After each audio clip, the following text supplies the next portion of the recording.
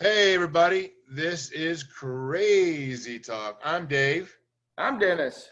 and we are here today to talk to you about, well, some of the most crazy things in life. There's been nothing crazier than the election of 2020. We got all kind of hot opinions, I think, on this. So we're just going to jump right in. If you're not a political guy, I don't know what to tell you. You might get some other funny stories out of today, but we've got to weigh in on what happened now a week or 2 weeks ago now on Tuesday. Our country, the greatest country in the world, the United States of America, went to the polls to vote for our newest leader in our current president, President 45. Well, he's going to be a one-term man, it looks like. Or is he? What do you think, Dave? Or is he is right. I don't know. It's boy, it's really interesting. And it's always this way, Dave. It's always this way because I don't know where to start when you talk about this. I was at a ball game the other night, and my ex-wife was there, and we were watching our son. He coaches high school football, and so I said, well, what'd you think about the election? And of course, she looked at me with the steely, determined eyes and said, "It's not over." That's what a lot of people are saying. And we voted for the same person, her and I. Okay. Yeah. But I had to look at her and say, I didn't say dear because I don't really think of her like that, but I just said, I'm sorry, but it's over. I said, it's not, our country doesn't work like this. We don't go back and declare a winner after we've already had a winner. Oh, but wait. No, rarely. I just. There's more though. Yeah, I know. There's declared. He has not been certified. I understand. As president-elect. But I just use the analogy like the NFL. There's a game-changing penalty in the NFL, and after the game, the NFL says, "You're right, we screwed up," but they don't change who won. And there might be some voting irregularity out there, but I don't. It would be almost unheard of to go back and say we're changing the result. At least the Democrats. At this point, though, yeah. He hasn't been certified as president-elect. That is correct. The news media has certified him as president-elect. The window is open. The Democrats have certified him as president-elect, but I guarantee you that if the shoe was on the other foot, they would be doing the same thing. Oh, they've done it before. They've done it before. Oh, absolutely. They did it with Gore. With Gore, he was anointed president for 33 days. It was all supposedly him until finally that Florida hanging Chad stuff and all that proved to be in Bush's favor. And so, it's not without precedent, but here I think Trump is fighting not only the Democrats, but he's fighting the media who is hurrying to put everything under the carpet that they can to say, hey, we already have a new president, no reason to look into all this stuff. If there were any irregularities, on the other hand, they would all be over this. There'd be investigative reports going everywhere. Right. But the courts, they just take it to the courts and let's see what happens. As soon as he's certified, though, they need to get on the stick and start allowing him to the security briefings and everything else, which they're bitching about that now, about not letting him in it. But again, he's not certified. As soon as he's certified, then let's get the ball rolling. And Trump 2024. That's what he's saying. What's really crazy is that wouldn't you agree that America is probably a technologically advanced country? Wouldn't you say that we are somewhat technologically advanced in this country? Absolutely. And wouldn't you say that, among countries in the world, that economically we have the means that a lot of countries don't have? Wouldn't that be a fair statement? Fair statement. Okay, so then how is it, and this has got nothing to do with Trump versus, what was the other guy's name? Biden. This has to just do with the whole process of elections. How can we be so effing backwards on how we conduct elections? You're exactly right. True in 2016 too. I could have been for Clinton, which I wasn't, but had I been, I would still have been going, how is it possible? Like after Florida with Bush, when the little paper clips were hanging off the edge of the ballot, the hanging chads that we talked about a minute ago. How is this possible? Yeah, is it India that you go in to vote and you put your finger in the inkwell and you voted? I mean, what a simple way of doing it. There's ways of doing this. Yeah. And why? I mean, it's obvious why, because it's like sending a ballot to every known address in the world, and somebody sent it back, or somebody gathered them and sent them back. Yeah. Or something. But that's all BS. That is all BS. You're right. If there's no reason whatsoever that if you have to have an ID to get into a rally somewhere, or if you have to have an ID to cash a check, or for anything, you get a government check from the government, you got to have some type of ID to cash it. So I guarantee you that if that were the case, things would change. So does that mean that there are irregularities? Absolutely. Well, there always has been. And so I want to say this is not just because Trump lost here and this is not sour grapes. I want to say, don't we want to sometime eventually get serious? I mean, this was probably the closest election in our country's history, when it was literally maybe 20,000 votes, which is nothing in the state of Wisconsin, which turned that state. It could have been within 1 or 2%, I think, in some of these states that are having recounts, because they have automatic recounts if the difference between the candidates is less than 1% or 2%. I mean, we're talking at this point, the little town that you live in out there probably has 20,000 people or less. And we're talking about that many people on a scale of the whole country. And that's a very small drop in the bucket. And so you'd like to think the process is above reproach. If you're a poor country, and if you've got no technology, and even in the state of Texas, you voted in a different manner than I did. And we live in the same state. Right. You went to your polling place, you did it in a different way than I did. I don't even know why the state can't be uniformed in how they do their voting. Did you have electronic voting? Yeah.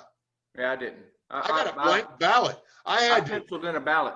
I had a blank ballot. I had to put it in a slot, and then I had to do a touch screen. And then when I finished and hit enter, then my blank ballot went through a machine and my votes got recorded. And then I took that ballot and went and put it in a different machine for it to go through and to register my vote.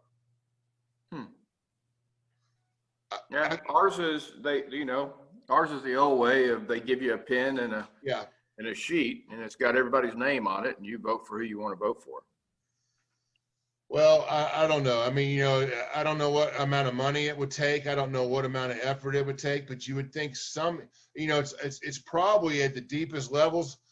The politicians may not want this to ever be fixed, so that there will always be a chance that they can screw the system if they get an opportunity. I don't know. I mean, right now, there's probably been no bigger time for conspiracy theories than there are right now.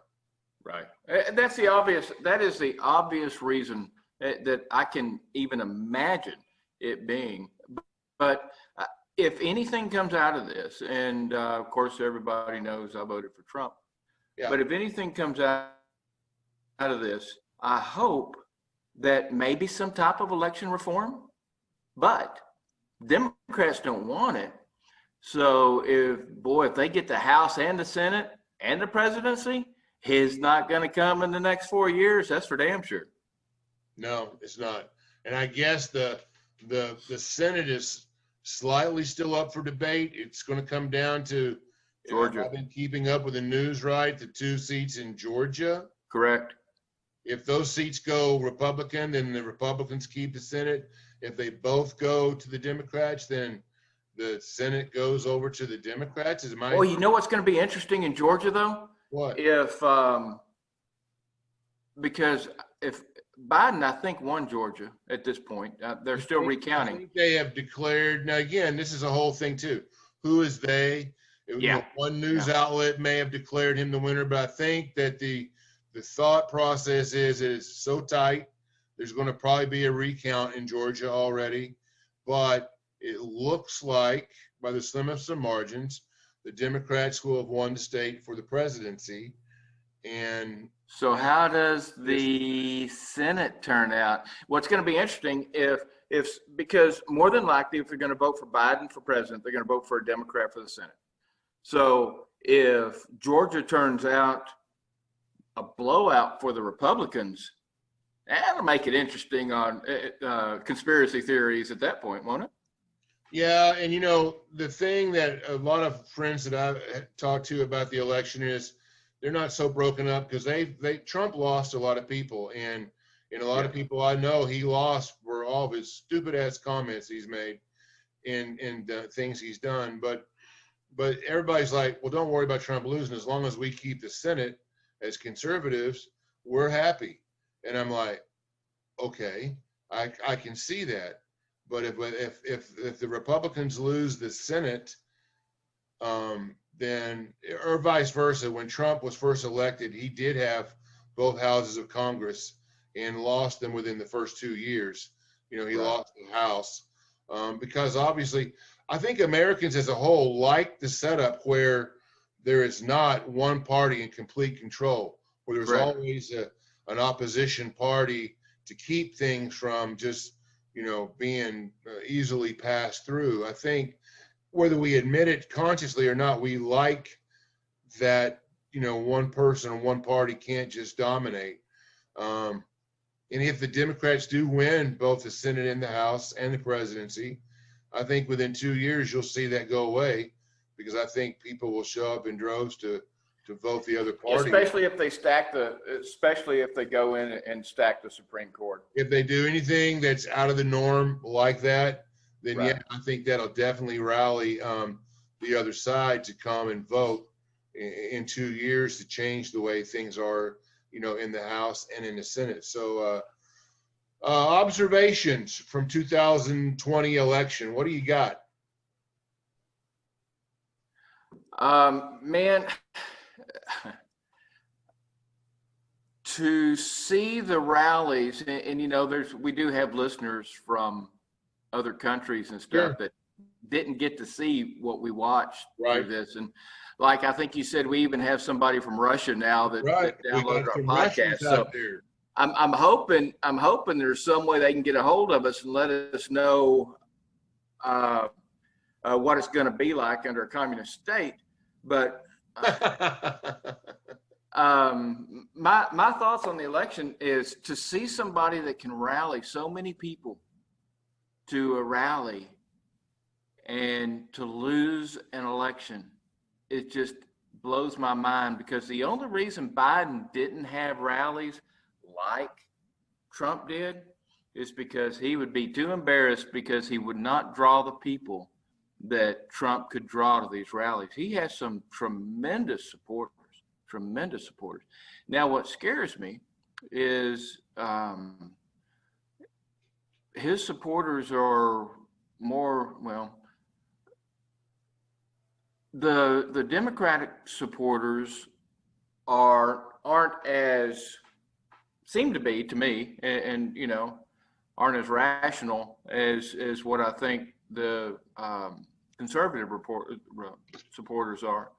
So to see the Republican supporters get pissed off, I don't know. Don't push us too far. What do you think? Yeah, I think my candidate lost, but I didn't go throw a rock through a window, and I didn't go steal a TV because I was upset because he lost. I think that should tell you a lot right there that although Biden hadn't been certified, he's been declared the winner, and I haven't seen any riots in the street or anything. So tell me just how bad Trump's people really are that we haven't had all that violence and silliness that we had when Clinton lost in 2016. That ought to show you right now which side's people are crazy when it comes to, losing an election. My observation, though, Dennis, is two things. One is people over land. When you look at the map, there's a lot of red on the map. Unfortunately, it's a lot of land and not people. The heavy centers of population, New York, Los Angeles, the eastern coast, and the part of the west coast, they're dictating really how elections are going, because the middle of the country is basically forgotten, because Well, even when you break it down to counties. Yeah, there just aren't people. Yeah, even within a state, you'll see that the rural areas may definitely be voting one way, but the urban areas might be voting a different way. Exactly. And so it's really, I thought the Democrats made a huge mistake in 2016 when Clinton called Trump supporters deplorable, when they forgot about the middle part of America. I think it cost them the election. And yet they almost made the same mistake. They didn't learn from 2016. They won, but only with a unpredictable worldwide pandemic working against the president and his response to it, which unfortunately he had a poor response. You think so? Yeah, he can say all he wants to say. The simplest thing to say while and if this was going on was like, you know what, I've got a great team working on it. I'm concerned about it. Shutting down our country's got pros and cons. Getting our country open, staying safe, follow everything that the health leaders say. He didn't need to be saying drink Windex. He doesn't need to be saying ingest to rub alcohol on your tattoo or whatever. I mean, whatever stupid stuff he was saying, he needed just to shut the hell up and just say, my task force is working on it. I trust them completely.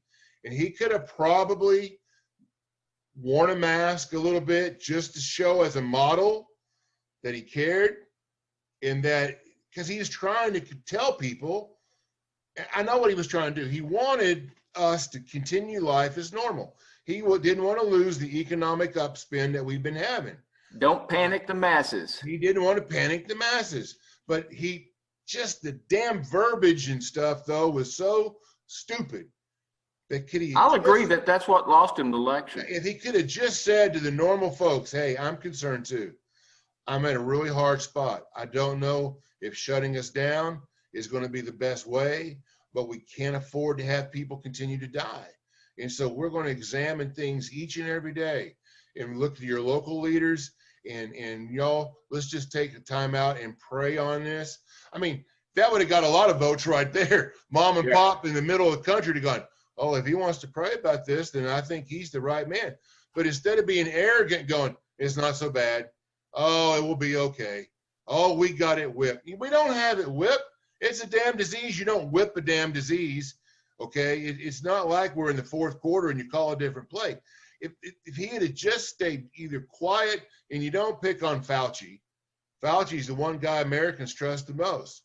So to even remotely say you're going to fire Fauci at a rally is stupid, because your opposition is going to pick up on that and they're going to put it out there, whether you said it in jest or whether you said whatever. It's funny too, because Fauci's still supporting the president too, because I read an article yesterday on that. Sure.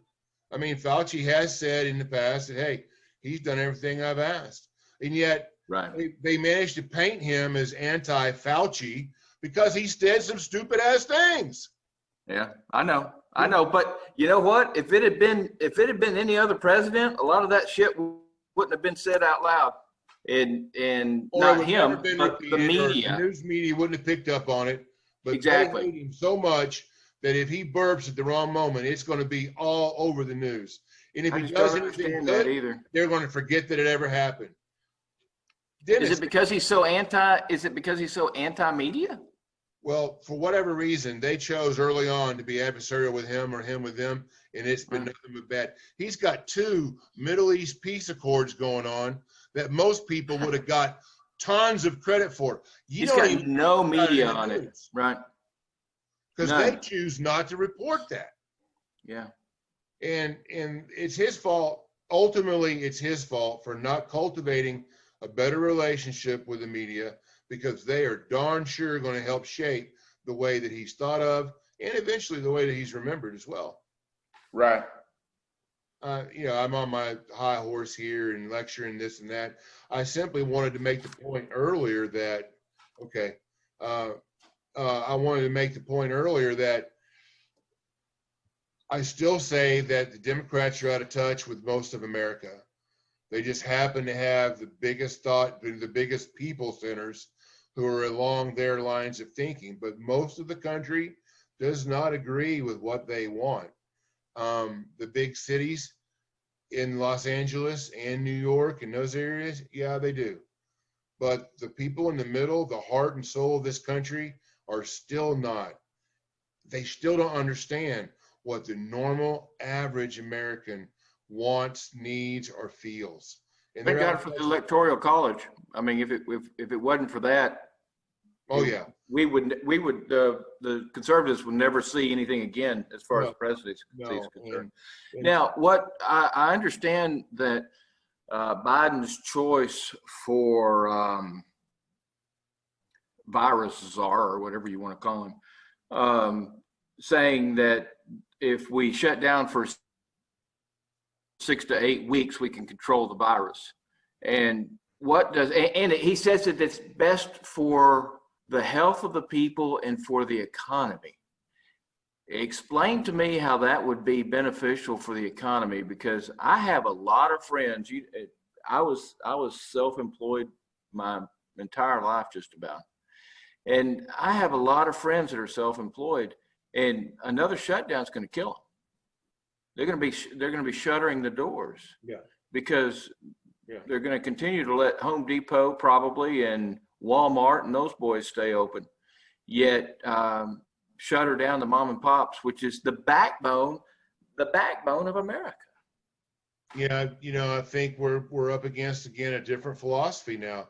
And this is what I was saying. I don't think that people realized when they voted that it was an anti-Trump vote. He lost because people didn't vote for Biden. He lost because they voted against him. Against Trump. That's exactly right. Personally, yeah. And now we're going to be stuck with the ideas that come with voting for a Biden or a Harris ticket, and shutting things down like this is going to be a killer to the little man, like you just said, which is the backbone of our country. We didn't talk about Harris, though. We need to talk about Harris a little bit. I can talk about Harris today because I don't think there's enough four-letter words that I could say on air, which, for a liberal senator from a way liberal state, and we have probably our second most amount of listeners in California, but as much as I love the scenery and as much as I love the landscape of California, their way of doing things is absolutely completely opposite of what I would do or what I would say. Well, it doesn't necessarily mean that California is supporting them. I was, when Bill was running, and of course, Arkansas is just is our northern state. I was talking to some people from Arkansas, and they said, we're voting for Clinton to get him out of Arkansas. We're not voting for him, because we love him. Yeah. And, Harris may have been the same way. Well, a state that produces Harris and Pelosi and some of these other Schiff and some of these other guys, I just can't get excited about. And when you see all the problems that state is having tremendous problems because of the policies that their leadership out there has enacted. And to think now that's what's coming for our country, oh my God. And there's a lot of Democrats who would be so happy right now if Biden kicked over and died, because they absolutely really have what they want in the White House, and what they want is that type of liberalism. And I honestly I can't think he'll make it 4 years. What? Yeah, I don't think he'll make it 4 years. Oh, I think they would gladly take the gun and shoot him myself. I mean, I hope that's not a terrible statement. I don't say that. Front page of the news, but what I mean to say is I don't think there would be many tears shed, because they would be so pleased with what follows him that they'd go, oh yeah, poor Joe. Okay, let's go now. We got what we really want. As for conservatives, I think they got to pray Biden can stay healthy for the next 4 years, much less 8, but the next 4 years, because otherwise it's a sad day, in my opinion. And what's great about our country is anybody out there can disagree with me, and that's okay. And I don't hate them for it. And I respect anybody that wants to disagree with me and say, you know what? You have your right to say like you wish. The country had its right to make a vote like they did. And I'm not sitting there saying, oh, we got cheated. All right. Was there a voting irregularity out there? Probably. Is there one every year? Probably. Is it going to change? No. Well, the difference is that you and I will accept the vote however it turns out. And we're going to make it 4 years. We've made it, and we've done it in the past. There's been horrible presidents. There's been great presidents. Yeah. And we've made it. We've made it every time. And there's been great Democrat presidents. There's been great Republican presidents. Well, I got news for you. I'm not heading outside today to go, not my president, not my president. Oh, hell no. Right? I won't either. That's fine. We made a decision. If once it gets, like you said, it gets verified or certified, then we need to move on. And whether we like whoever's there or not. And right. That's the way we're supposed to do things. It's the way we grew up being taught to do it. And that's the way our children should see too. We need to be setting the example. I don't mind a little fussing and fighting right now, as long as it gets resolved. If Trump's got a smoking gun out there, he dang sure needs to produce it and fast. He better get it and do it now for sure. Because if he doesn't have it, then he needs to pack his stuff and say, congratulations, Joe. It was a hard-earned victory, and good luck to you, and I'll see you. That's what he needs to do. If there is something there, then he needs to wring every little ounce of blood out of it. But if there's not, then move on and let's go. I agree. That is really the aftermath of 2020. And of course, this whole year has been symbolized since March of 2020 with a virus that has turned us upside down. We have had the strangest, with the Masters, the most famous golf tournament of the world, being played in November, which is like the craziest thing ever. You would have never dreamed of that. You've got the Dallas Cowboys who can't hardly win a football game with some of the best talent ever. You can't hardly dream of that. I mean, this has been the craziest year. We've seen over 200,000 Americans die of a virus, which many people say was not more potent than maybe the flu. And yet in some people, it has really caused health issues to the point that the death toll can't be ignored.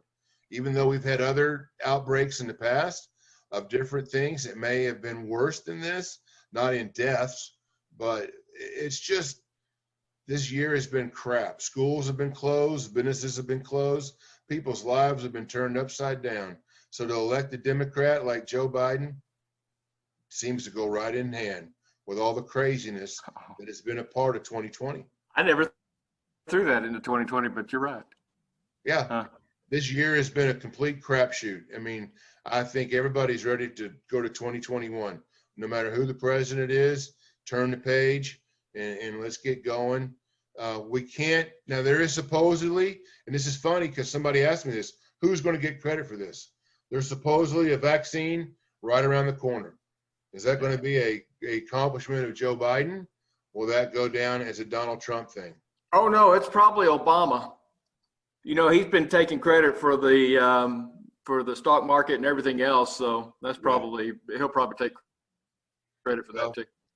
There's a lot more to deal with on the aftermath, and we could do this all day long, but we've promised to try to keep our time limits, within reason today. We'll get back to see how the toilets are working and how the toilet paper's flushing, and we'll get back to talking about the latest incidents at the supermarket and some of the other crazy, strange things that we do. But today, you just couldn't. This is a landmark deal. History was made in 2020 in this particular election when a television star and a supposed millionaire made it to the White House, an outsider, but within 4 years, the establishment got him and booted him back onto the street. So the rumor is he's going to be the next host of Jeopardy. With Alex Trebek having passed away, God rest your soul. God rest his soul. Then who knows? Maybe the Trumpster shows up on Jeopardy. I hope not. All right, buddy. I'm going to let you fly, and we're going to talk again soon, though, because we got plenty to do, right? Yes, we do. All right, man. Well, hey, listen, one of the things that we did talk about in 2020, and the year's not over yet, is do a better job, right? That's right. All right. For everybody. Let's make that for the next week. Hopefully, we'll talk again before Thanksgiving. That's the next big thing coming up. And we'll talk about the virus. And it is outbreaking again. It is spiking. It can't be denied. So we'll check in on the virus. We'll check in on the cure. We'll check in on some of your most famous. You've been pounding the internet with turkey and Thanksgiving jokes. So we'll have a segment next time on dad jokes for Thanksgiving. So get those rounded up for us. All right. Great week, buddy. All right, buddy. Do a better job, Dennis. We'll see you. Maybe.